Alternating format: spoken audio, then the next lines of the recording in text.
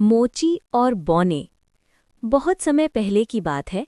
एक शहर में एक बूढ़ा मोची अपनी पत्नी के साथ रहता था।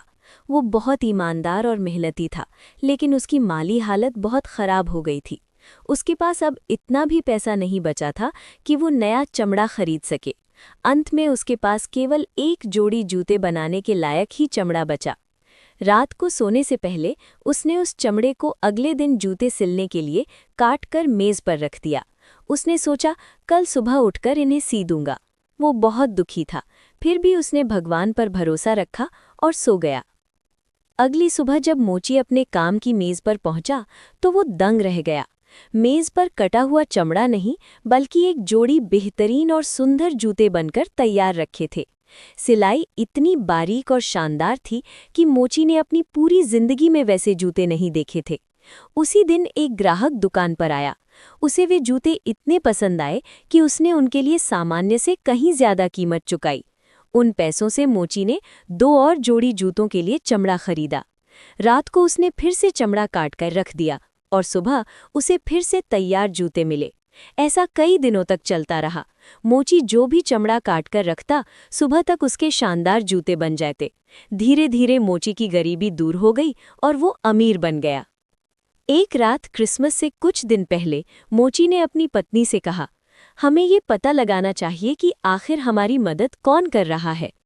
उस रात वे दोनों सोए नहीं, बल्कि एक कोने में पर्दे के पीछे छिपकर देखने लगे। आधी रात होते ही उन्होंने देखा कि 2 छोटे छोटे बौने एल्व्स खिड़की से अंदर आए। उनके कपड़े फटे हुए थे और उन्हें ठंड लग रही थी। वे फुर्ती से मेज पर चढ़ गए और अपने नन्हे हाथों से जूतों की सिलाई करने लगे। सुबह होने से पहले जूते तैयार कर वे वहां से गायब हो गए। मोची की पत्नी ने कहा, उन नन्हे बौनों ने हमें अमीर बनाया है, हमें भी उनके लिए कुछ करना चाहिए। उनके पास सर्दियों के कपड़े नहीं थे और उनके कपड़े पुराने भी लग रहे थे। मैं उनके लिए छोटे छोटे कपड़े और मोजे सिल देती हूँ और तुम उनके लिए छोटे जूते बना दो।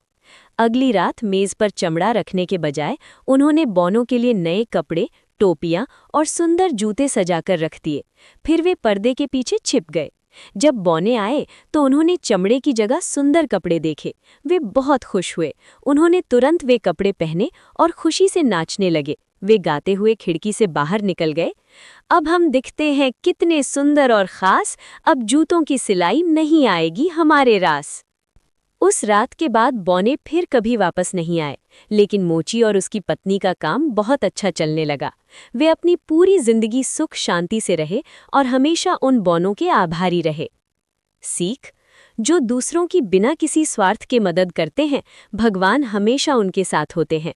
साथ ही हमें हमेशा उन लोगों का शुक्रगुजार होना चाहिए जिन्होंने मुश्किल समय में हमारा साथ दिया।